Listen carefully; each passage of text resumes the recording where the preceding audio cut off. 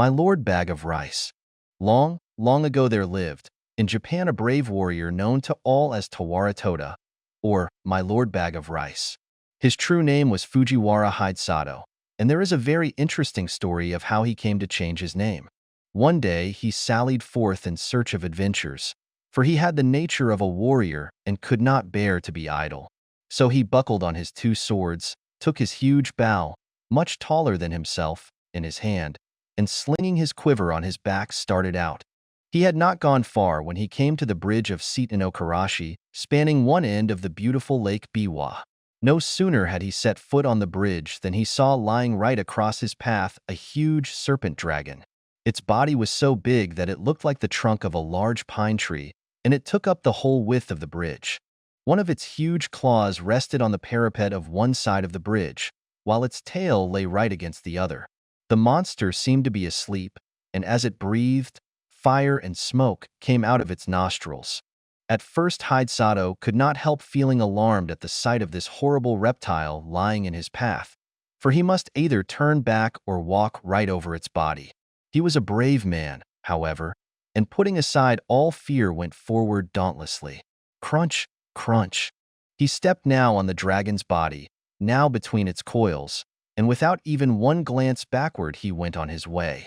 He had only gone a few steps when he heard someone calling him from behind.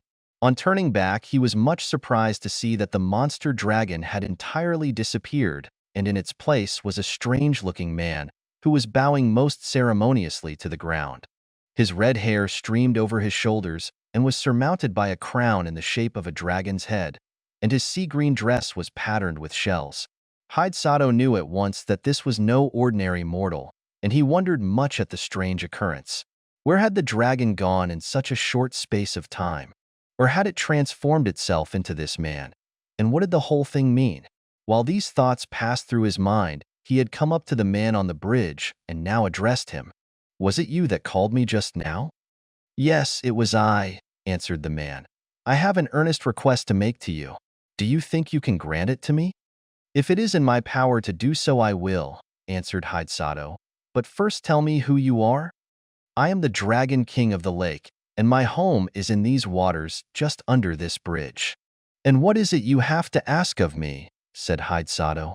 "I want you to kill my mortal enemy, the centipede, who lives on the mountain beyond." And the Dragon King pointed to a high peak on the opposite shore of the lake. "I have lived now for many years in this lake, and I have a large family of children and grandchildren. For some time past we have lived in terror, for a monster centipede has discovered our home, and night after night it comes and carries off one of my family.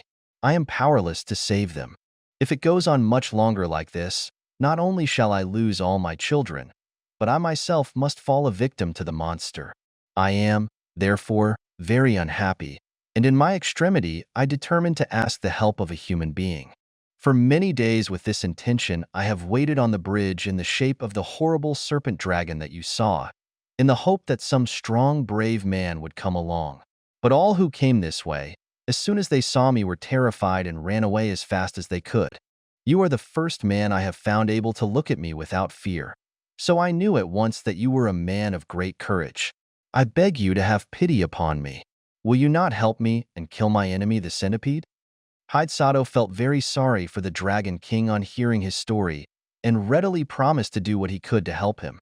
The warrior asked where the centipede lived, so that he might attack the creature at once.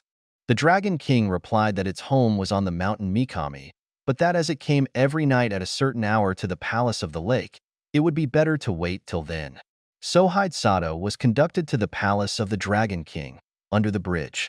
Strange to say, as he followed his host downwards, the waters parted to let them pass, and his clothes did not even feel damp as he passed through the flood. Never had Hidesato seen anything so beautiful as this palace built of white marble beneath the lake. He had often heard of the Sea King's palace at the bottom of the sea, where all the servants and retainers were saltwater fishes, but here was a magnificent building in the heart of Lake Biwa. The dainty goldfishes, red carp, and silvery trout waited upon the Dragon King and his guest. Hidesato was astonished at the feast that was spread for him. The dishes were crystallized lotus leaves and flowers, and the chopsticks were of the rarest ebony. As soon as they sat down, The sliding doors opened and 10 lovely goldfish dancers came out, and behind them followed 10 red carp musicians with the koto and the samisen. Thus the hours flew by till midnight, and the beautiful music and dancing had banished all thoughts of the centipede.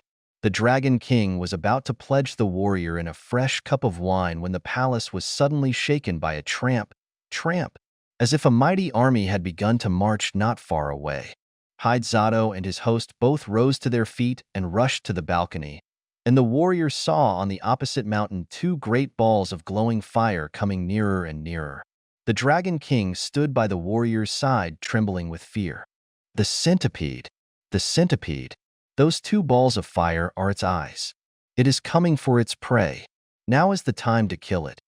Hidesato looked where his host pointed, and in the dim light of the starlit evening, behind the 2 balls of fire he saw the long body of an enormous centipede winding round the mountains, and the light in its 100 feet glowed like so many distant lanterns moving slowly towards the shore. Hidesato showed not the least sign of fear. He tried to calm the Dragon King. "Don't be afraid. I shall surely kill the centipede.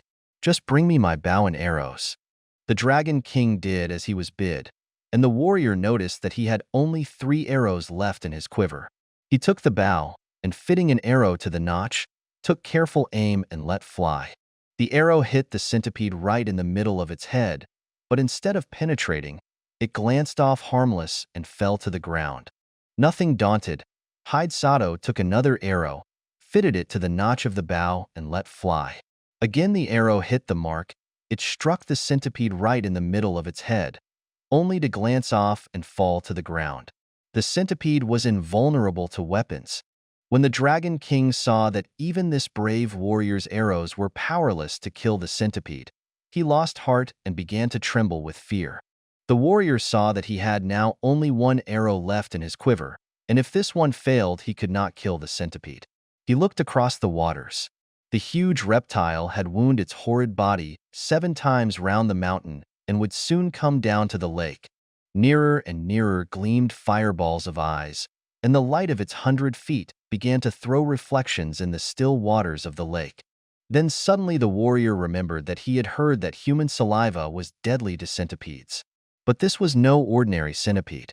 This was so monstrous that even to think of such a creature made one creep with horror. Hidesato determined to try his last chance. So, taking his last arrow and first putting the end of it in his mouth, he fitted the notch to his bow, took careful aim once more, and let fly. This time the arrow again hit the centipede right in the middle of its head, but instead of glancing off harmlessly as before, it struck home to the creature's brain. Then, with a convulsive shudder, the serpentine body stopped moving, and the fiery light of its great eyes and 100 feet darkened to a dull glare like the sunset of a stormy day, and then went out in blackness. A great darkness now overspread the heavens. The thunder rolled and the lightning flashed, and the wind roared in fury, and it seemed as if the world were coming to an end. The Dragon King and his children and retainers all crouched in different parts of the palace, frightened to death, for the building was shaken to its foundation. At last the dreadful night was over. Day dawned beautiful and clear. The centipede was gone from the mountain. Then Hidesato called to the Dragon King to come out with him on the balcony, for the centipede was dead and he had nothing more to fear. Then all the inhabitants of the palace came out with joy, and Hidesato pointed to the lake. There lay the body of the dead centipede floating on the water, which was dyed red with its blood. The gratitude of the Dragon King knew no bounds. The whole family came and bowed down before the warrior, calling him their preserver and the bravest warrior in all Japan. Another feast was prepared, more sumptuous than the first. All kinds of fish, prepared in every imaginable way, raw, stewed, boiled, and roasted, served on coral trays and crystal dishes, were put before him, and the wine was the best that Hidesato had ever tasted in his life. To add to the beauty of everything, the sun shone brightly, the lake glittered like a liquid diamond, and the palace was 1,000 times more beautiful by day than by night. His host tried to persuade the warrior to stay a few days, but Hidesato insisted on going home, saying that he had now finished what he had come to do and must return. The Dragon King and his family were all very sorry to have him leave so soon, but since he would go, they begged him to accept a few small presents. So they said, in token of their gratitude to him for delivering them forever from their horrible enemy, the centipede. As the warriors stood in the porch taking leave, a train of fish was suddenly transformed into a retinue of men, all wearing ceremonial robes and dragon's crowns on their heads to show that they were servants of the great Dragon King. The presents that they carried were as follows. First, a large bronze bell. Second, a bag of rice. Third, a roll of silk. Fourth, a cooking pot. Fifth, a bell. Hidesato did not want to accept all these presents, but as the Dragon King insisted, he could not well refuse. The Dragon King himself accompanied the warrior as far as the bridge, and then took leave of him with many bows and good wishes, leaving the procession of servants to accompany Hidesato to his house with the presents. The warrior's household and servants had been very much concerned when they found that he did not return the night before, but they finally concluded that he had been kept by the violent storm and had taken shelter somewhere. When the servants on the watch for his return caught sight of him, they called to everyone that he was approaching, and the whole household turned out to meet him, wondering much what the retinue of men, bearing presents and banners, that followed him, could mean. As soon as the Dragon King's retainers had put down the presents, they vanished, and Hidesato told all that had happened to him. The presents which he had received from the grateful Dragon King were found to be of magic power.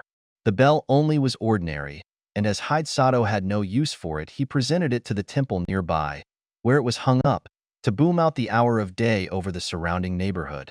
The single bag of rice, however much was taken from it day after day for the meals of the night and his whole family, never grew less.